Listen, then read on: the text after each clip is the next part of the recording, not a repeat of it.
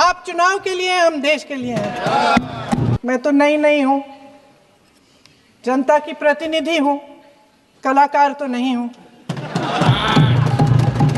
इसीलिए मैं भी, हम जितने भी चुनाव हारे, हम यहाँ बैठे रहेंगे और आपसे लड़ते रहेंगे और आपकी विचारधारा से लड़ते रहेंगे।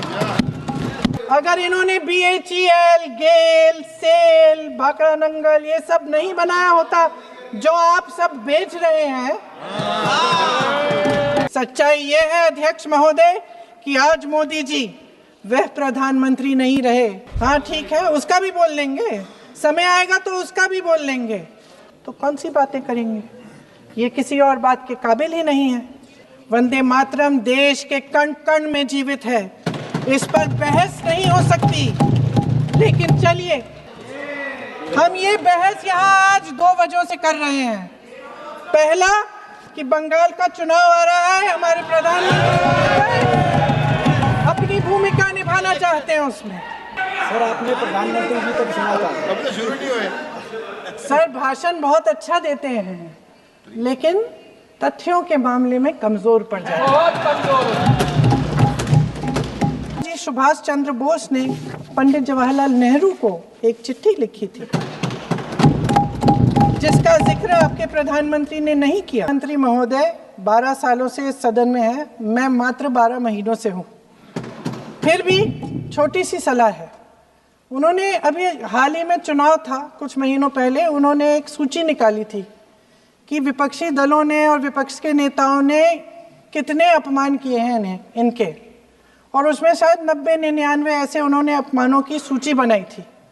तो मैं उनको एक छोटी सलाह देना चाहती हूँ कि नेहरू जी से जितनी भी शिकायतें हैं, जितनी भी गलतियाँ उन्होंने की आपके जहन में, जितनी भी गालियाँ देनी है, जितना भी अपमान करना है, उसकी भी एक सूची बना दीजिए।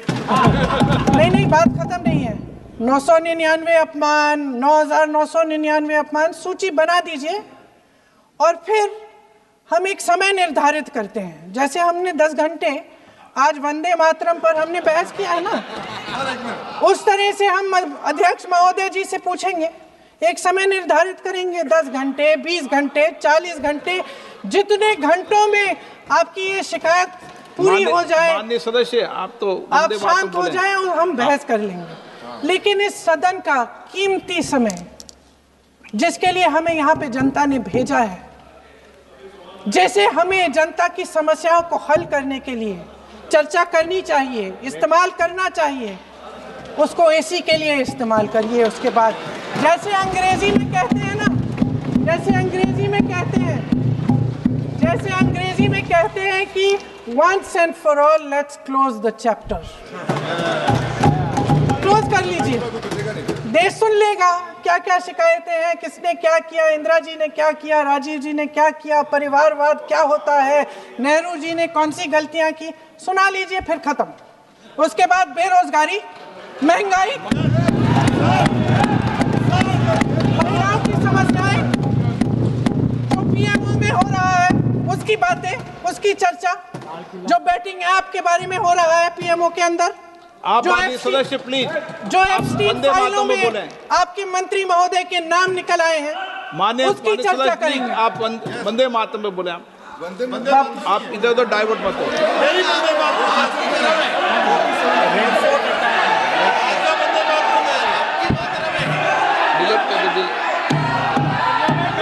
क्या हो गया? आप 1 मिनट, हाँ कर दो। क्या हो गया? अंत में चिड़ी गए।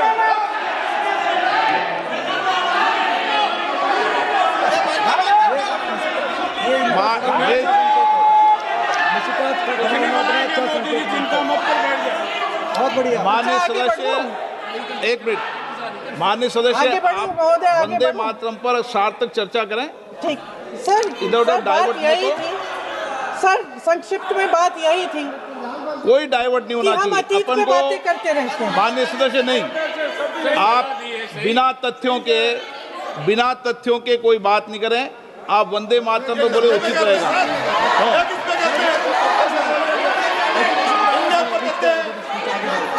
मैं प्लीज। अध्यक्ष महोदय, मैं आपकी बात मानती हूं, लेकिन बिना तथ्य के बहुत सालों के लिए ये हम पर आरोप डाल रहे हैं। हम चुपचाप सुनते हैं, इनको भी थोड़ी सी संतुलन होनी चाहिए, सुनने की थोड़ी सी हिम्मत होनी चाहिए। ये राजनीति है, हम बोलेंगे, आप वंदे मातरम बोलें। वंदे मातरम सर। महोदय, आज की ये बहस सिर्फ ध्यान भटकाने के लिए की जा रही है, क्योंकि ये सरकार इस देश के वर्तमान की असलियत छिपाना चाहती है। आज देश का युवा कितना परेशान है, कितनी मुश्किल में है। पेपर लीक होते रहते हैं, बेरोजगारी है, महंगाई इतनी बढ़ चुकी है। इसकी चर्चा हम सदन में क्यों नहीं कर रहे हैं? आरक्षण के साथ जो हो रहा खिलवाड़ है, उसकी चर्चा हम यहाँ क्यों नहीं कर रहे हैं? महिलाओं की बात होगी, बड़े बड़े ऐलान होंगे, मगर उनकी परिस्थितियों को सुधारने के लिए कोई ठोस कदम यहाँ क्यों नहीं उठाया जा रहा है? इन्हीं दरवाजों के बाहर खड़े होकर पत्रकार तरह आपने कहा कि आरोप मत लगाइए बगैर तथ्य के, तो मैं बोलूं कि नहीं बोलूं? नहीं, बिल्कुल नहीं।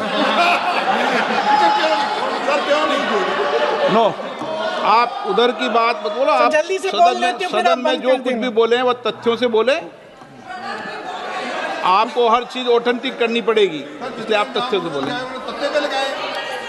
अच्छा सर, बड़े बड़े शहरों में प्रदूषण है, लेकिन हम इस सदन में बैठकर सिर्फ छोटी छोटी बातें करेंगे।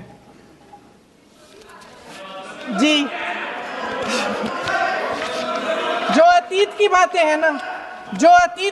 हैं ना, जो बार बार आप चाहते हैं कि हम पीछे देखें, लेकिन हम आगे भविष्य की बात, वर्तमान की बात, जो असली समस्याएं हैं उनकी बात न करें, ये छोटी बात होती है।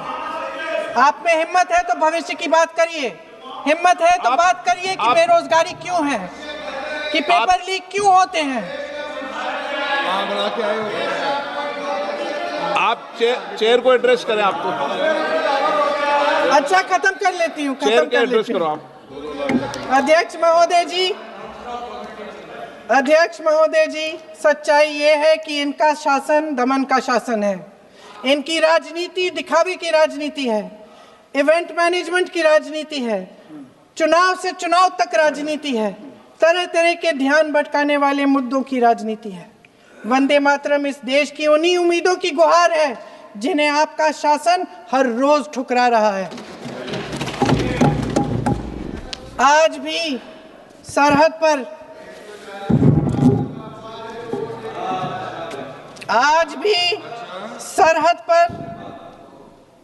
पर जवान जब दुश्मन का सामना करता है तो उसकी छाती में वंदे मातरम गूंजता है।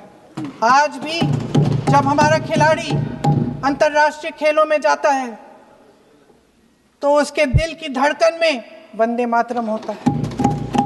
आज भी इस देश के करोड़ों देशवासी जब अपने राष्ट्र ध्वज को फहराते हुए देखते हैं तो उनकी जबान पर वंदे मातरम, वंदे मातरम, वंदे मातरम आता है।